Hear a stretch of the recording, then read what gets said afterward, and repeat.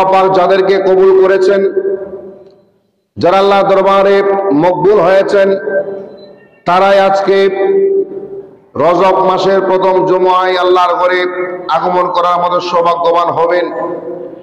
তাদের খুশনসিব হবে যে রজব মাস অত্যন্ত সম্মানী মাস, মর্যাদাবান মাস। এই মাসকে রজবুল মুরাজ্জব বলা হয়, রজবে মুদর বলা হয়, রজবে আসম বলা হয়, রজব শাহরুল্লাহ বলা হয়। যেটা বলুন সুবহানাল্লাহ।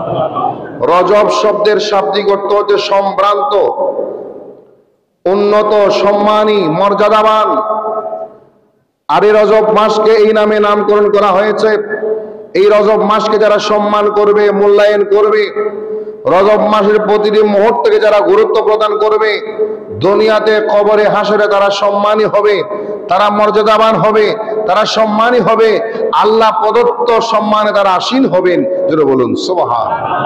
আর মুরাজ্জাব বলা হয় এই রজব মাসকে এমন সম্মানী, এমন সম্ভ্রান্ত, যে সম্ভ্রান্ত হওয়াটা ইবাদতের উপর নির্ভর করে, রিয়াজতের উপর নির্ভর করে। যে যত বেশি ইবাদত, রিয়াজত, বন্দেগী, জিকির, আজকার, তাসবিহ, তাহলিল আল্লাহ দরবারে পেশ করতে পারবেন, সে তত বেশি সম্মানী হবেন। দুনিয়াতেও আল্লাহ পাক তাদেরকে সম্মানী বানাবেন, কবরে, হাসরে, ময়দান মাশরে, জান্নাতে তারাও সম্মানী হবেন। যেটা বলুন সুবহানাল্লাহ। আবার বলা হয় রজবে মুদর। মুদর একটা গোত্রের নাম। এই রজব মাসকে তারা বেশি বেশি সম্মান করত, মূল্যায়ন করত, সম্মান করত। রজব মাসে তারা ইবাদত করত, বন্দেগী করত, বেশি বেশি তারা তাসবিহ তাহলিল করত। এই জন্য এই মাসের সাথে, এই গোত্রের সাথে একটা সম্পৃক্ততা হয়ে গেছে, রজবে মুদর বলা হয়। আবার মুফাসসিরিনে কিরাম এটাও বলেছেন রজবে মুদর মানে সম্মানী রজব মাস, মর্যাদাবান রজব মাস। আরেকটা বলা হচ্ছে রজবু আসম, বদির, যেটা কানে শোনে না, কানে শোনে না। হাসরের ময়দানে প্রতিটি মাস, প্রতিটি সেকেন্ড, প্রতিটি মিনিট আমাদের পক্ষে অথবা বিপক্ষে সাক্ষী দিবে কার কাছে? জোরে বলেন কার কাছে? সেদিন আমাদের মুখ বন্ধ হবে। আল ইয়াউমা নাখতিমু আলা আফওয়াহিহিম ওয়া তুকাল্লিমুনা আইদিহিম ওয়া তাশহাদু আরজুলুহুম বিমা কানু ইয়াকসিবুন। সূরা ইয়াসিনের মধ্যে আল্লাহ বলে দিয়েছেন আল ইয়াউমা নাখতিমু আলা আফওয়াহিহিম। ওই দিন হাসরের ময়দানে আল্লাহ পাক বলবেন আজকের দিনে সকলের মুখে আমি সিলমোহর মেরে দিলাম, মোহরাঙ্কিত করে দিলাম। আজকে থেকে তোমরা আর মুখে কথা বলতে পারবে না। সুবহানাল্লাহ। মুখে কথা বলতে পারবে না। মুখ বন্ধ করে দিবেন কে? আল্লাহ মুখ বন্ধ করে দিবেন। যে মুখে আজকে আমরা যেমন খুশি তেমন বলি, যাচ্ছে তাই বলে থাকি, ওই মুখ সেদিন স্তব্ধ হয়ে যাবে, মোহরাঙ্কিত হয়ে যাবে। আল্লাহ বলছেন তাশহাদু আলিয়ামা নাখতিমু আলা আফওয়াহিহিম ওয়া তুকাল্লিমুনা আইদিহিম। সেদিন কথা বলবে হাতে। সুবহানাল্লাহ। কি কথা বলবে? কি? এই হাত। এখন প্রশ্ন করতে পারে সে হাতের কি মুখ আছে? কথা বলার জন্য মুখের মোহতাজ হতে হয় না। আল্লাহ চাইলে যে কোনো কিছুর মাধ্যমে জবান ফোটাতে, কথা বলাতে পারে। এটা কুদরত কার? আল্লাহর।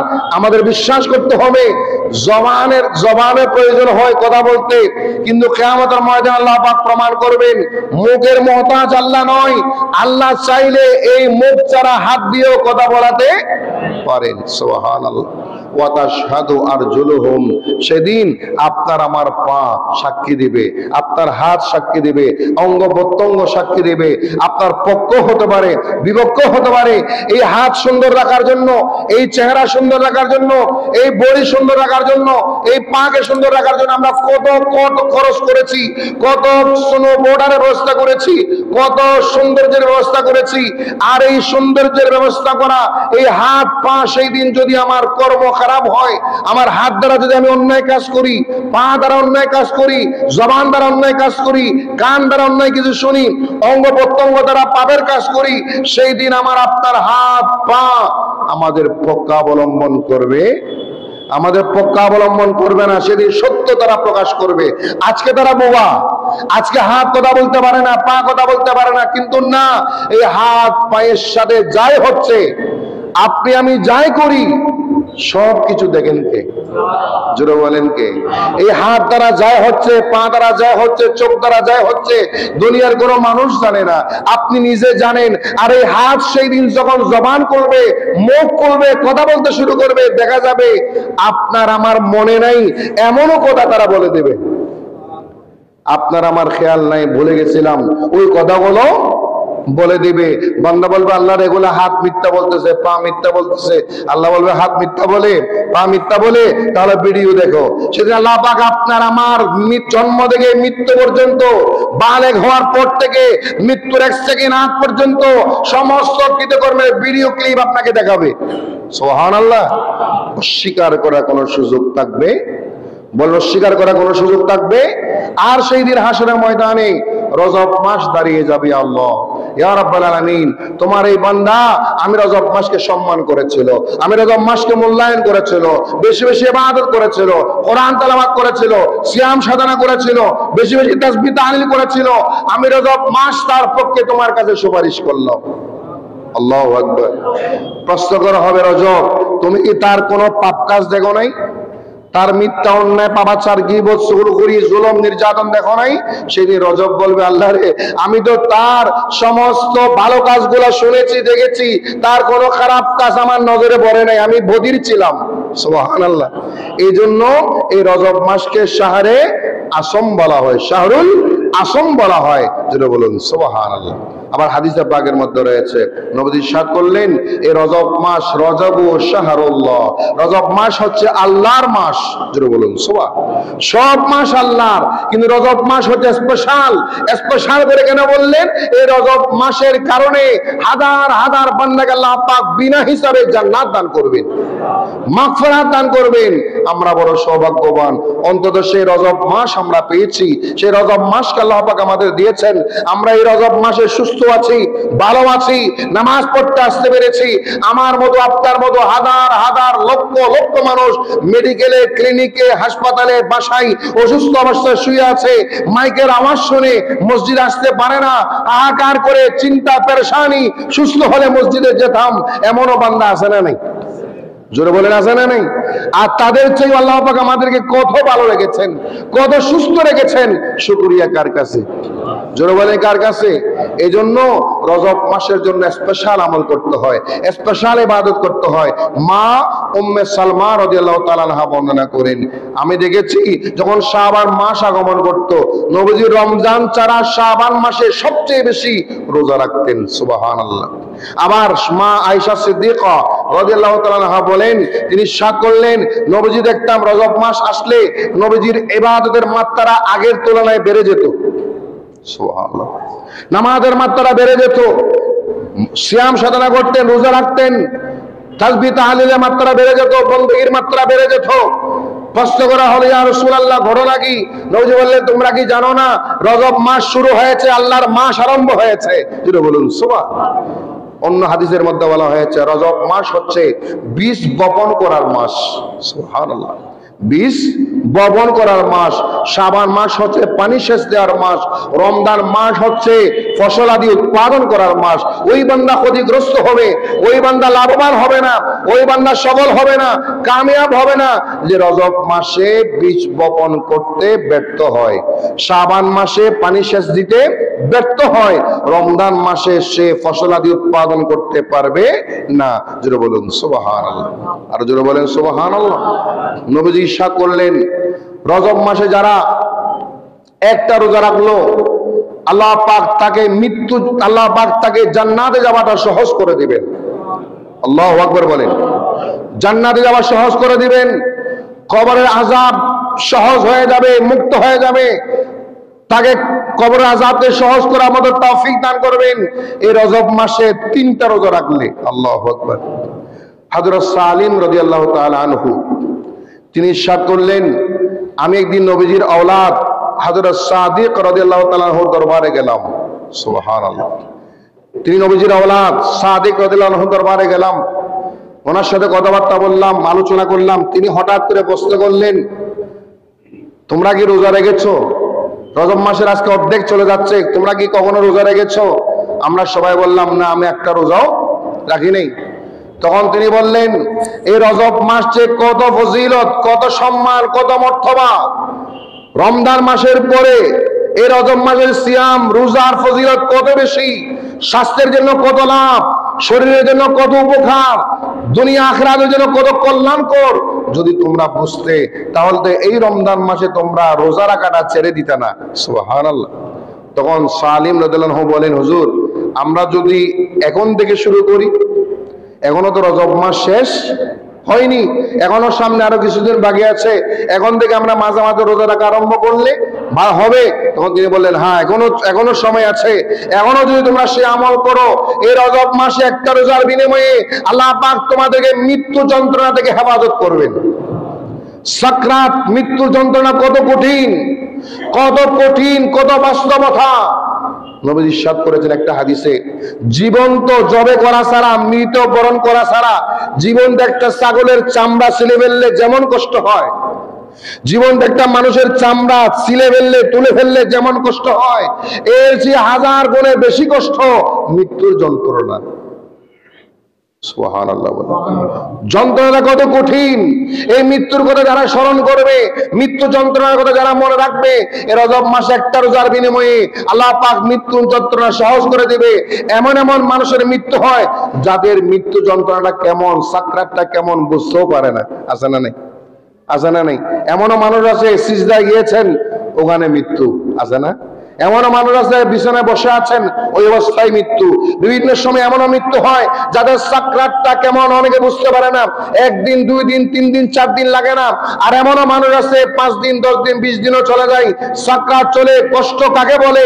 তাকে যদি জিজ্ঞেস করেন এই কষ্ট কেমন, তিনি বলবে একটা সেকেন্ডের কষ্ট গোটা পৃথিবীর সমানের চেয়ে বেশি। জোরে বলুন সুবহান।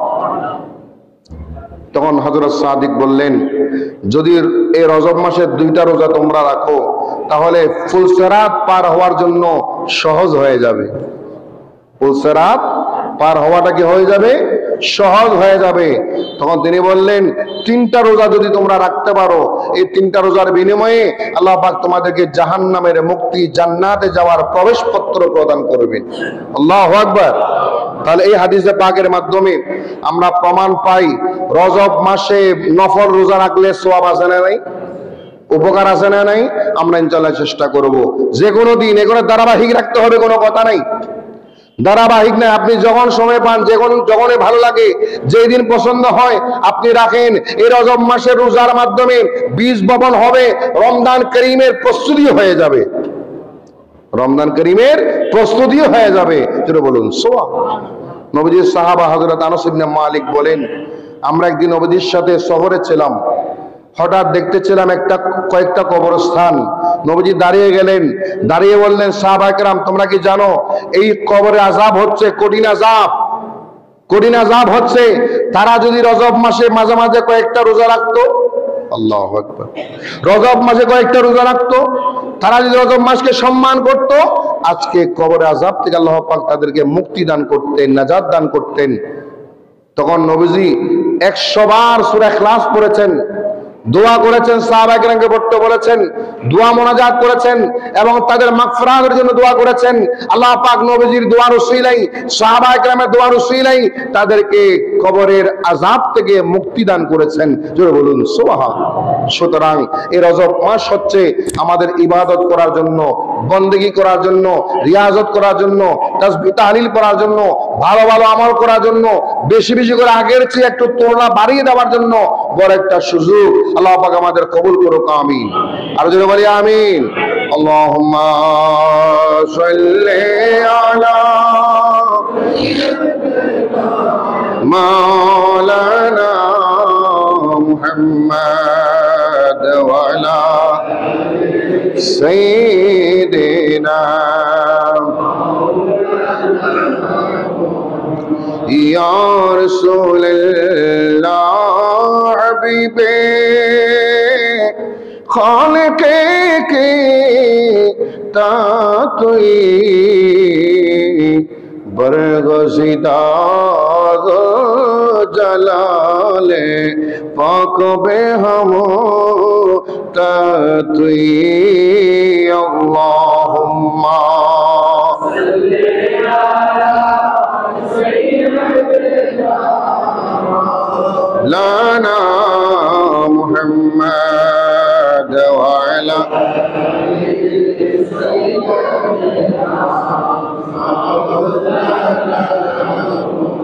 এই রজব মাসের অন্যতম আরেকটা গুরুত্বপূর্ণ সপ্তাহ হচ্ছে রজব মাস হচ্ছে হারাম মাস।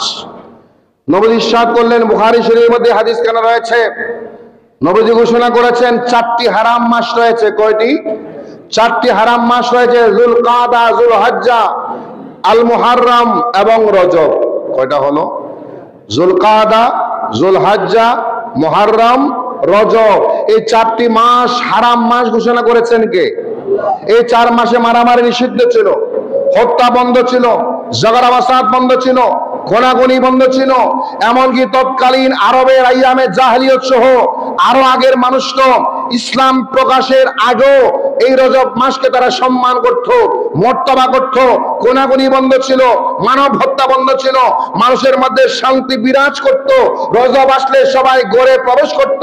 এমনকি এমনও প্রমাণ রয়েছে চলমান যুদ্ধ বন্ধ করে দিয়েছে রজব মাসের কারণে। আল্লাহু আকবার।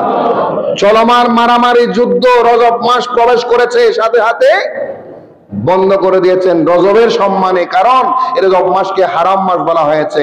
হারাম মাস মানে এটা সম্মানী মাস, এটা নিষিদ্ধ মাস। এখানে মারামারি করা যায় না, ফিতনা করা যায় না, কাউকে হত্যা করা যায় না।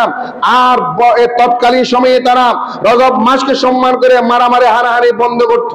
কিন্তু বর্তমান 1500 বছর পরে এসে আজকে এসে আমরা ইসলামের অত্যাধুনিক মাসালা, অত্যাধুনিক গবেষণা, হাজারো গবেষণা, হাজারো রামায়ণ শোনার পরও, জ্ঞান চর্চা বেশি হওয়ার পরও, ইলমের চর্চা বেশি হওয়ার পরও রজব মাস আসলো, আমাদের সমাজে আমাদের মধ্যে মারামারি বন্ধ হয়?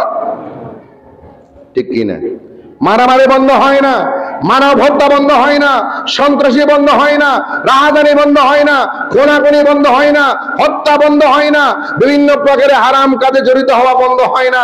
এটা কিন্তু তৎকালীন ওই ইসলাম পূর্ব মানুষের চেয়ে নিকৃষ্ট একটা কাজ। অথচ আমরা মুসলমান হিসেবে এই নিকৃষ্ট কাজ থেকে নিজেদেরকে রক্ষা করার দরকার ছিল। বলুন সুবহানাল্লাহ। সুতরাং এই রজব মাসকে আমরা সম্মান করব। আপনি দুনিয়াতে কি পেয়েছেন ওটা বড় কথা নয়। এই রজব মাসকে সম্মান পেলে অন্তত রজব মাসকে সম্মানের কারণে আপনি আমি নাজাত পাওয়ার উসিলা হতে পারে, এই বিশ্বাস আমরা রাখতে পারি। যেটা বলুন সুবহানাল্লাহ। তৎকালীন ইহুদি নাসরা খ্রিস্টানরা পর্যন্ত রজব মাস আসলে এরা মানত করত। কি করত? মানত করত। এটা কুসংস্কার ছিল। এরা সমর্থন ইসলাম করে না, কিন্তু কুসংস্কার হলো তারা তাদের মতো করে রজব মাসকে মূল্যায়ন করেছে, কুসংস্কার করেছে। ইসলামে পছন্দ নয় এই কাজটা। তারা উট এবং বকরির প্রথম বাচ্চা যেটা হবে, উট এবং বকরির প্রথম বাচ্চা যেটা হবে ওটা তাদের মূর্তির জন্য মানত করত। নাউজুবিল্লাহ বলেন। কিসের কারণে? এবং তারা মানত করত যে কি প্রথম বাচ্চা হলে রজব মাসে তারা মূর্তির নামে জবে করবে। কার নামে? বলে কার নামে? মূর্তির নামে জবে করবে। একটা মাসালা খেয়াল করবেন, আল্লাহর নাম ছাড়া কোন নাম নিয়ে জবে হলে ওই জবে খাওয়া হারাম। ওই জবেহের মাংস খাওয়া, আল্লাহর নাম ছাড়া কারো নামে জবে হতে পারবে। তবে একটা কথা আরেকটু ক্লিয়ার করে বলি, আমাদের বিবাহের অনুষ্ঠানে, আমাদের পারিবারিক অনুষ্ঠানে, মেজবানের অনুষ্ঠানে আমরা গরু জবে করি, মহিষ জবে করি, ছাগল জবে করি। যদিও বা উদ্দেশ্য মা বাবার ফাতিয়া, যদিও বা উদ্দেশ্য মুরব্বীদের ফাতিয়া, যদিও বা উদ্দেশ্য বিয়ে, যদিও বা উদ্দেশ্য আকিকা, কিন্তু জবে হয় কার নামে? আমরা মিলাদুন নবীতে গরু জবে করি, বিভিন্ন ইশারা সওয়াব করি, ওরসের মাহফিলে গরু জবে হয়, মহিষ জবে হয়। এগুলা যদিও উদ্দেশ্য মিলাদুন নবী, উদ্দেশ্য ওরসের মাহফিল, উদ্দেশ্য বাবা মার ইশারা সওয়াব, কিন্তু জবে হয় কার নামে? যিনি জবে করেন তিনি মুসলমান, তিনি হাফেজ কোরআন, তিনি আলেম অথবা মুসলমান। ওই মুসলমান যখন জবে করে, মুসলমানের জবানে আল্লাহু আকবার আছে না নাই? আল্লাহু আকবার নিয়ে জবে করে। সুতরাং ওই জবেটা, গরুটা যে উদ্দেশ্যে জবে হোক না কেন, জবেকারী যদি মুসলমান হয়, জবেকারী যদি মুসলমান হয়, তার জবে খাওয়া শুদ্ধ। যেটা বলুন সুবহানাল্লাহ। আরেকটা মাসালা বলে দিই, কোন মুসলমান যদি জবে করে, মুখে যদি বিসমিল্লাহ উল্লেখ নাও করে, মুখে বিসমিল্লাহ আল্লাহু আকবার উচ্চারণ করে নেই, বিসমিল্লাহ আল্লাহু আকবার তিনি মুখে শাব্দিকভাবে উচ্চারণ না করলেও ওনার জবে খাওয়া জায়েজ। কেন? কারণ তিনি মুখে উচ্চারণ না করলে ওনার কলবে আল্লাহর নাম আছে না নেই? ওনার বিশ্বাসে আল্লাহর নাম আছে না নাই? ওনার ঈমান আল্লাহর নাম আছে, ওনার কলবে আল্লাহর নাম আছে। এই জন্য মুসলমান জবে করলে ওই জবেটা খাওয়া জায়েজ, কিন্তু আল্লাহর নাম ছাড়া গায়রুল্লাহর নাম নিয়ে কোন জবে হলে ওই জবে খাওয়া স্পষ্ট হারাম, স্পষ্ট। এই জন্য আমাদেরকে বিভিন্ন বিভিন্ন জায়গায় খাবার খেতে, বিশেষ করে বিধর্মীদের বাড়ি করে খাবার খেতে, অনেক বিধর্মী আমাদের বন্ধু বান্ধব আছে না নেই? কথা বলেন। অনেক বিধর্মী আমাদের বন্ধু বান্ধব আছে, তাদের বাড়ি করে জবে খেতে, কোন জবেকৃত পশু, মুরগি হোক, গরু হোক, ছাগল হোক, খেতে খুব সাবধান। কারণ তারা তো আল্লাহর নামে জবে বলেন, আল্লাহর নামে জবে করে নাই। সুতরাং ওই ক্ষেত্রে আমাদেরকে সতর্ক হতে হবে। ওই মুহূর্তে আপনি বন্ধুকে খুশি করার জন্য, আপনার ক্লাসমেটকে খুশি করার জন্য, ব্যবসায়িক পার্টনারকে খুশি করার জন্য আপনি হারাম মাংস খেলেন, আল্লাহর দরবারে জবাবদিহি করতে হবে। এই হারাম থেকে আপনাকে অবশ্যই জবাবদিহি করতে হবে, তওবা করতে হবে। জোরে বলুন সুবহানাল্লাহ। তারা উট এবং বকরির প্রথম বাচ্চা রজব মাসে মানত করত মূর্তির নামে, রজবকে সম্মান করে। এটা একটা কুসংস্কার ছিল, অবসংস্কৃতি ছিল, কিন্তু করত রজবের কারণে। করত কিসের কারণে? রজবের কারণে। আবার তারা কি করতো জানেন? রজব মাসের কারণে তারা মানত করতো, বিভিন্ন পশু জবে করবে তাদের মূর্তির নামে। এই জন্য বুখারী শরীফে নবীজি স্পষ্ট ভাষায় উল্লেখ করেছেন, লা আফরা ওয়ালা আতিরাতা ফিল ইসলাম, লা আফরা ওয়ালা আতিরাতা ফিল ইসলাম। ইসলামের মধ্যে কোন নবজাতক ওট বকরির বাচ্চা মূর্তির নামে জবে করা অথবা যে কোনো পশু মূর্তির নামে জবে করা ফিল ইসলাম, ইসলামে নাই। ওটা ওটা জায়েজ নয়, ওটা গ্রহণযোগ্য নয়, ওটা নিষিদ্ধ, না জায়েজ। যেটা বলুন সুবহানাল্লাহ। সুতরাং রজব মাসকে আমরা মুসলমান হিসেবে সম্মান করব, মূল্যায়ন করব, মর্যাদা দিব। আমাদের সম্মান বাড়ানোর মালিক লা ইলাহা ইল্লাল্লাহ। যেটা বলুন সুবহান। আল্লাহুম্মা সাল্লি আলা মাওলানা মুহাম্মদ ওয়া আলা সাইয়্যিদিনা। একজন মানুষের জন্য তিনটা জীবন বিদ্যমান। কয়টা জীবন? তিন প্রকারের জীবন ব্যবস্থা বিদ্যমান। আমাদের এই দুনিয়াবি হায়াত, এই দুনিয়াবি হায়াত কিন্তু একটা জীবন, পরকালীন জীবন কিন্তু দুইটা। এই দুনিয়াবি হায়াত হচ্ছে এমন একটা জীবন, যেই জীবন আপনি কষ্ট বেশি করলে, পরিশ্রম বেশি করলে, সাধনা বেশি করলে ফলাফলও বেশি।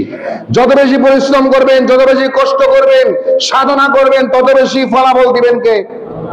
যেমন কোরআনে কারীমের সূরা আনকাবুতের 69 নম্বর আয়াত আল্লাহ বলে দিয়েছেন, ওয়াল্লাযীনা জাহাদু ফিনা লানাহদিয়ান্নাহুম সুবুলানা ওয়া ইন্নাল্লাহা লামাআল মুহসিনিন।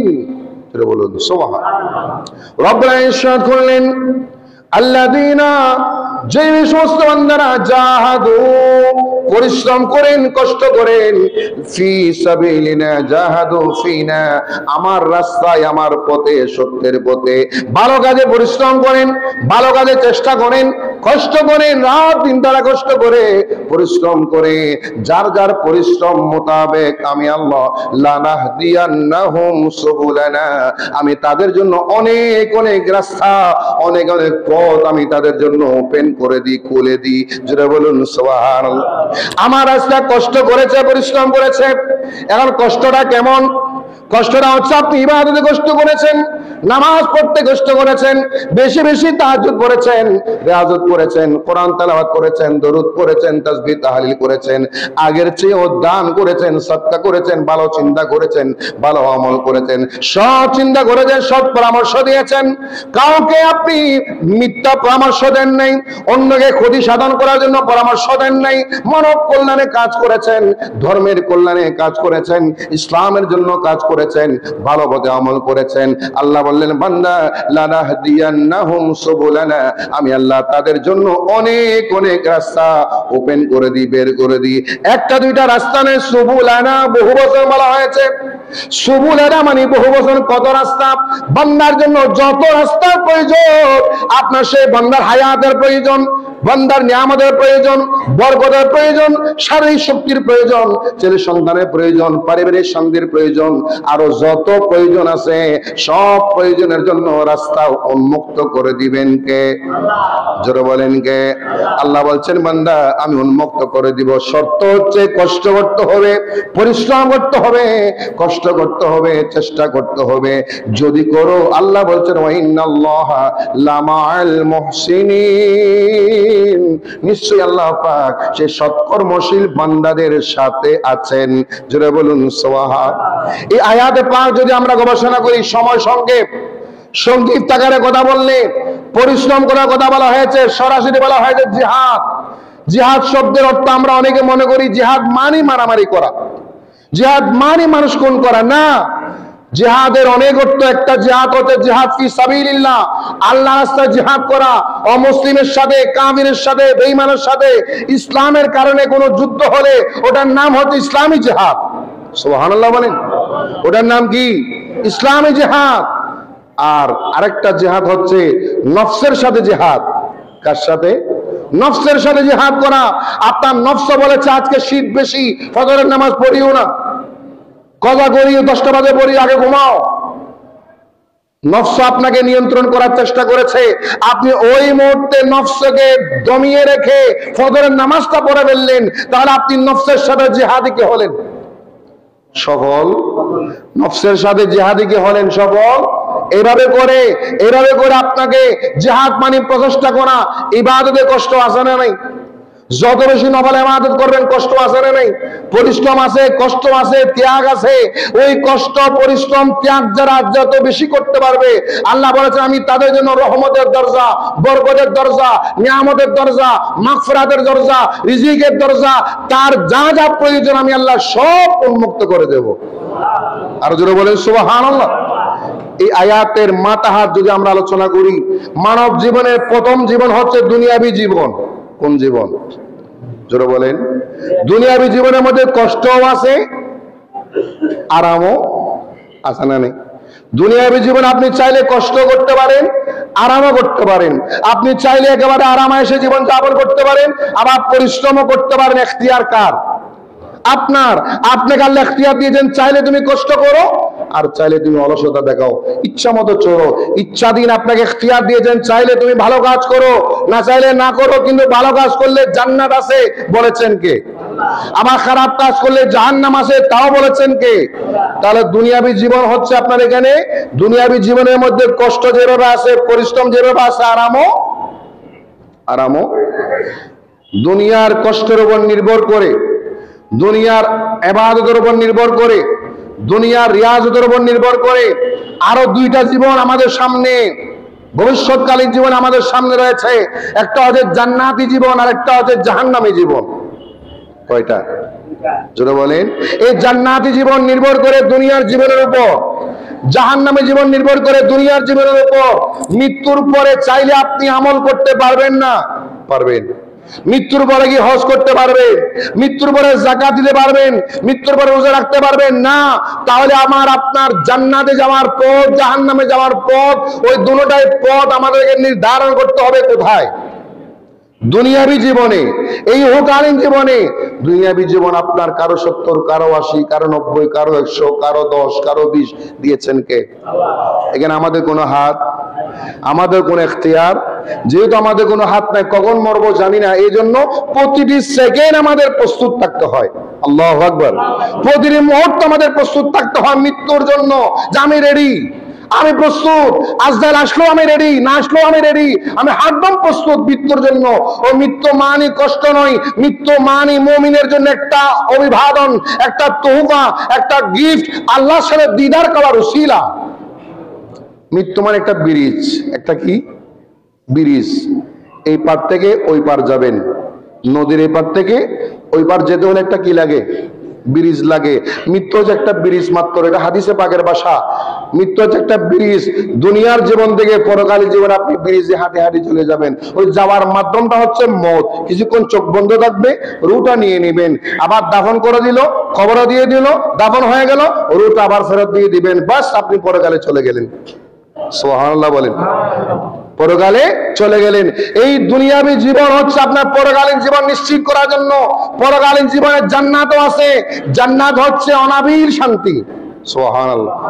জান্নাত যদি আপনি চান, একটু কষ্ট চাইলেও পাবেন না, চাইলেও। জান্নাত যদি আপনি চান, একটু কষ্ট পেলে ভালো হবে, একটু পরিশ্রম করলে ভালো হবে। আল্লাহ বলবেন না, এই জান্নাতটা পরিশ্রমের জায়গা না, এটা কষ্টের জায়গা না। মা লাকুম মা তাশতাহি আনফুসুকুম, তোমরা এখানে যা চাইবা তা পাবা। ওয়া মা লাকুম মা তাদউন, যা তোমাদের সাথে ওয়াদা করা হয়েছে তাই পাবা জান্নাতে। এখানে পরিশ্রম নাই, কষ্ট নাই, পরিশ্রম নাই, কষ্ট নাই, আরাম আয়েশ, অনাবিল শান্তি। জোরে বলুন সুবহান। আরেকটা জীবন হচ্ছে জাহান্নামী জীবন, যে জাহান্নামের মধ্যে কষ্ট ছাড়া আরাম নেই। কষ্ট ছাড়া, আযাব ছাড়া, বেদনা ছাড়া, যন্ত্রণা ছাড়া, লাঞ্ছনা প্রবঞ্চনা ছাড়া ওখানে ইজ্জত সম্মান, ওখানে আরাম আয়েশ নাই। ওই জায়গায় আপনি হাজারো চেষ্টা করলেও আরাম আয়েশ পাওয়ার সম্ভাবনা নাই। তাহলে জীবন কয়টা হলো? দুনিয়াবী জীবন আপনি চাইলে ভালো কাজও করতে পারেন, পাপ কাজও করতে পারেন। যেরকম অনেকে ভালো কাজ করে, অনেকে করে না। অনেকে আজকে জুমুআর নামাজ পড়ে, অনেকে পড়ে না। অনেকে 5 ওয়াক্ত নামাজে আসে, অনেকে আসে না। অনেকে আল্লাহর দরবারে ফরিয়াদ করে, মুনাজাত করে, দরুদ পড়ে, সালাম পড়ে, এগুলো অনেকে করে না। কিন্তু আপনার ইখতিয়ার রয়েছে। কিন্তু আপনার এই দুনিয়াবী আমলটাই আপনাকে হয়তো জান্নাতে নেবে, নয়তো জাহান্নামে নেবে। জান্নাতি হলে চিরস্থায়ী শান্তি, জাহান্নামী হলে চিরস্থায়ী আযাব। আল্লাহ আমাদের জাহান্নাম থেকে হেফাজত করুক, জান্নাত নসিব করুক, বলেন আমিন। আর জোরে বলে আমিন। এই দুনিয়ার হায়াতকে জান্নাতি হায়াত হিসেবে রূপান্তর করার তৌফিক দান করুক। এই দুনিয়ার হায়াতকে জাহান্নাম থেকে মুক্তির নিশ্চয়তা প্রদান করার তৌফিক দান করুক। আল্লাহর জামন অর্জন করার তৌফিক দান করুক। এবং আরেকটা বিষয় যদি আপনি একটু অ্যানালাইসিস করেন, জীবনটা 3 ধরনের হয়। এই দুনিয়াবী জীবনটা কয় ধরনের? প্রথমে বলেছিলাম জীবনের ব্যবস্থা 3টা। এখন আবার হচ্ছে দুনিয়াবী জীবনের ব্যবস্থাপনা 3টা। কয়টা? অর্থাৎ হায়াত। এই হায়াতটা কিন্তু 3 প্রকার। আবার কয় প্রকার? 3 প্রকার। একটা জানুয়ারি হায়াত, মানে জানুয়ারি মাস না, শব্দটার নাম জানুয়ারি হায়াত। আর একটা ইমানি হায়াত, আর একটা ইহসানি হায়াত। সুবহানাল্লাহ বলে। জানোয়ার মানে পশু। জানোয়ার শব্দের অর্থ কি? পশু। জানোয়ার মানে পশু। জানোয়ারি হায়াত মানে পশুর মতো হায়াত, যে হায়াতে শুধু গুনাহ, শুধু পাপ, শুধু হারাম, শুধু অন্যায়, শুধু জুলুম, শুধু নির্যাতন। ওখানে সওয়াব নাই, ভালো কাজ নাই, নেক কাজ নাই, শুধু পরে হক, শুধু অন্যায়, শুধু অনাচার। আছে না নাই? এমনও কত মানুষ আছে না নাই, যার জীবনে শুধু জুলুম, শুধু নির্যাতন, শুধু পাপ। আছে না? এদের হায়াতের নাম হচ্ছে জানোয়ারি হায়াত। কোন হায়াত? কথা বলে, কোন হায়াত? জানোয়ারের মতো হায়াত, পশুর মতো হায়াত। পশুর কোন সওয়াব আছে? পশুর কোন হায়া শরম আছে? লজ্জা আছে? পশু কি কিছু বুঝে? ওই মানুষটা হচ্ছে পশু। আর একটু গভীর করে বললে, কোরআনের ভাষায় বললে বলা হচ্ছে বালহুম আদাল, পশুর চেয়েও খারাপ। জোরে বলুন নাউযুবিল্লাহ। এটা কোরআনের কথা। বালহুম আদাল, পশুর চেয়েও খারাপ, পশুর চেয়েও নিকৃষ্ট। আরেকটা হায়াত হচ্ছে হায়াতে ইমানি, যে হায়াতের মধ্যে ইমান থাকবে, সওয়াবের কাজও করে, গুনার কাজও করে, সওয়াবের কাজও করে, গুনার কাজও করে, নামাজও পড়ে, মিথ্যাও বলে। আছে না নাই? নামাজও পড়ে, পরে হক নষ্ট, নামাজও পড়ে, ওজনে কমও দেয়। আছে না নাই? নামাজও পড়ে, অন্যের উপর জুলুম করে, নির্যাতন করে, হিংসা করে, গীবত করে, পরের ক্ষতি করে, অন্যের সমালোচনা করে। আছে না নাই? তার মানে ওই জীবন হচ্ছে ভালো আছে, খারাপও আছে। আরেকটা জীবন হচ্ছে হায়াতে ইহসানি, যেই জীবনে কোনো গুনাহ নেই। উনি গুনাহ থেকে মুক্ত, পাপ থেকে মুক্ত, গুনার কাজ উনি সহজে করে না। হঠাৎ কোনো কারণে ভুল ক্রমে সগীরা গুনাহ বের হয়ে গেল, আল্লাহর দরবারে কান্না করতে করতে তওবা করে ফেলে। আল্লাহু আকবার। ওটার নাম হচ্ছে হায়াতে ইহসানি।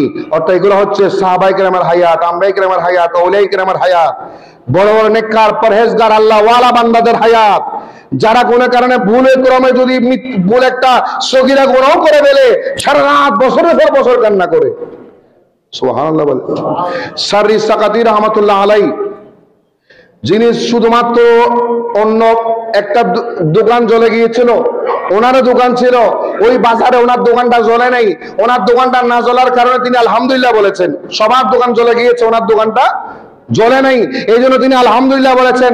রাত্রিবেলায় চিন্তা করলো আমার দোকান জ্বলে নাই, এই জন্য আমি আলহামদুলিল্লাহ বললাম। আর সবার দোকান যে জ্বলে গিয়েছে তোর জন্য আমি অনুশোচনা করলাম না, তোর জন্য আমি অনুশোচনা করলাম না, আমি একটু পেরেশান হলাম না। আল্লাহ রে, আমি কেন এমন স্বার্থপর হয়ে গেলাম? চিন্তা করেন, আমি কেন এমন স্বার্থপর হয়ে গেলাম? এই একটা স্বার্থপরতার চিন্তার কারণে তিনি 40 বছর তওবা করেছেন। আল্লাহু আকবার বলেন। এটা কি কবিরা গুনাহ ছিল? উনি যে অন্যের দোকান জ্বলে যায় না, এটা কি চিন্তা করে নাই, পেরেশানি হয় নাই? এটা কবিরা গুনাহ ছিল না, সগীরা গুনাহ ছিল না, কবিরা গুনাহ ছিল না, সগীরা গুনাহ ছিল না। এটা একটা মানবতা ছিল। এটা কি ছিল? মানবতা ছিল, আন্তরিকতা ছিল। ওই মানবতা কেন তিনি দেখাতে পারেন নাই? কেন অন্যের দোকান জ্বলে গিয়েছে আমি অনুশোচনা করলাম না, আমি তাদেরকে একটু, আমি কেন দুঃখিত হলাম না, আমি কেন এমন স্বার্থপর হয়ে গেলাম? এই চিন্তা করে 40 বছর কান্না করেছেন, তওবা করেছেন। কার কাছে? ওনাদের হায়াতের নাম হচ্ছে ইহসানি হায়াত, যাদের ঈমানও আছে, আমলও আছে, জীবন ওরা পাপ করে না। পাপ কোনো কারণে মনের অজান্তে কোনো কিছু নফসানিয়ত হয়ে গেল, তারা তওবা করেন বছরের পর বছর। আল্লাহু আকবার বলেন। সুতরাং আল্লাহ পাক রব্বুল আলামিন আমাদেরকে জান্নাতি জীবন, ঈমানি জীবন, ইহসানি জীবন অর্জন করার তৌফিক দান করুক, আমিন। আর একটা ছোট্ট পরিসর একটা কথা বলি, শীতকালীন জীবন খুব সুন্দর, আরামায়েশের জীবন, ঠিক না? শীতকাল খুবই আরাম, খেয়ে আরাম, ঘুমাই আরাম, সব জায়গায় আরাম। কিন্তু একটা মজার বিষয় হচ্ছে কি জানেন? নবী ইরশাদ করলেন, আমার ওই উম্মতটা উত্তম যারা শীতকালকে মূল্যায়ন করতে পেরেছে। শীতকালকে যারা মূল্যায়ন করে একটু ভালো ইবাদত করতে পেরেছে। শীতকালে রাত যেরকম বড়, ওই রাতটা আল্লাহ বড় করে দিয়েছে শুধু ঘুমানোর জন্য না, ওই রাতটা শুধু ঘুমিয়ে কাটা দিব সেই জন্য না, আরামে এসে থাকবো শুধু সেই জন্য না। ওই রাত যেহেতু বড় হয়েছে, বান্দার ইবাদতও বাড়বে। গরমকালীন রাত ছোট, ঘুমানোর সময় কম হয়, শীতকালীন রাত বড়, ঘুমানোর সময় বেশি হয়, তাহাজ্জুদ করার সময় বেশি পাওয়া যায়, ইবাদত করার সময় বেশি পাওয়া যায়। এই জন্য শীতকাল আসলে আল্লাহর ওলিরা বেশি বেশি খুশি হয়ে যেতেন। সুবহানাল্লাহ। কেন? বেশি বেশি কি করতে পারবেন? ইবাদত বন্দেগি করতে পারবেন। আবার যখন সন্ধ্যা হয়ে যাবে, সাথে সাথে তারা সিজদা করে সারাটি রাত তার ইবাদত বন্দেগি করেন, পরহেজগারি, আল্লাহর দরবারে তাকওয়া অবলম্বন করেন, তওবা করেন, মাগফিরাত কামনা করেন। জোরে বলুন সুবহান। সুতরাং এই শীতকালকেও আমরা ইবাদতের একটা মাধ্যম হিসেবে নেব। এই শীতকালকেও আমরা একটু যাতে ইবাদত করতে পারি, রিয়াজত করতে পারি। আপনি কম্বলের নিচে বসে বসে দরুদ পড়েন, কোনো অসুবিধা আছে? আপনি কম্বলে নিজে বসে বসে শুয়ে শুয়ে সালাতু সালাম পড়েন, দরুদ পড়েন, আল্লাহু আল্লাহ বলেন, সুবহানাল্লাহ বলেন, আলহামদুলিল্লাহ বলেন, আল্লাহু আকবার বলেন। আপনার বাসায় আপনার বিছানায় বসে আপনি ইবাদত করেন, তাসবিহ তাহলিল পড়েন। আল্লাহ দেখে না? মানুষকে দেখাইতে হবে না, মানুষকে বলতে হবে না যে গতকাল 4টা বাজে যখন মসজিদ আসতেছিলাম কেমন শীত ছিল, তার মানে আমি গতকাল 4টা বাজে কোথায় আসছিলাম? মসজিদে আসছিলাম। এমন কৌশল করে নিজের ইবাদতের মাত্রা মানুষকে বোঝানোর দরকার নাই, মানুষকে জানানোর দরকার না। আপনার সকল গোপন ওপেন, মনের জাহের বাতেন সব কিছু জানে কে? ওই আল্লাহ আপনাকে কিন্তু প্রতিটি চিন্তার জন্য আপনাকে নিয়ামত দিয়ে দিচ্ছেন, বরকত দিয়ে দিচ্ছেন, ফলাফল দিয়ে দিচ্ছেন। মানুষের কাছে আপনি আমি ভালো সাজানোর চেষ্টা করার দরকার। আপনার আমার আমলেই বলবে আমি ভালো না খারাপ। কার কাছে? আল্লাহর দরবারে। জোরে বলুন সুবহান। আল্লাহ পাক রব্বুল আলামিন আহকামুল হাকিমিন।